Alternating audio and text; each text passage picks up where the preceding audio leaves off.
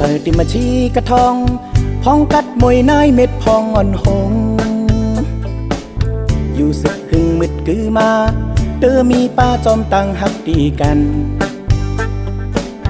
ลงหมอกห่างงามเล่ามาเศร้าตีเนื้ออกใจอ่อนปีหนุ่มอ่อนน้องจิงพอจูหักปีห้องว่าอาไก่เอ่ยขี่เจอเมื่ออูรูน้องพองข้าวฝนใจเมื่อกว่าจึง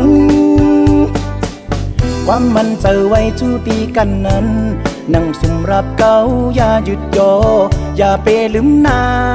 กอบหักแลใจสั่งนั่งแพ้โซราอายอย่ายุ่มเปิ้นเจอลาวปันอ่านเก้าเล่นฮักเดต่ออำใจอำสั่งต่อจังตกซุ่มต้องความหักใจนาอาไก่เอ่ย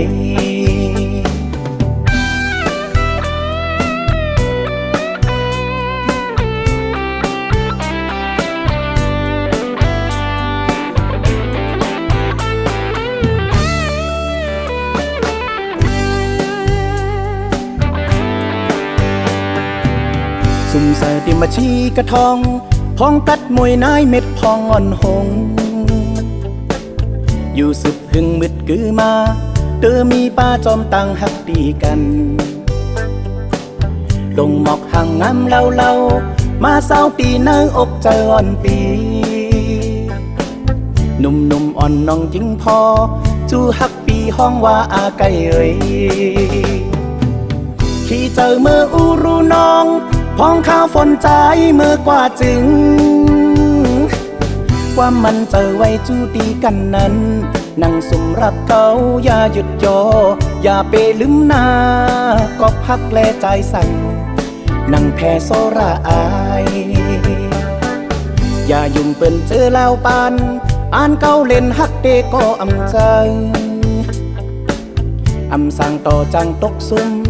ต้องความหักใจนาอาไก่เอ่ยขี่เจอเมื่ออูรูน้องพองข้าวฝนใจเมื่อกว่าจึงว่ามันเจอไว้จูดีกันนั้นนั่งสุมรับเกาอย่าหยุดโยอย่าเปลืมหน้ากอบหักแลใจสั่งนั่งแพ้โซราอาย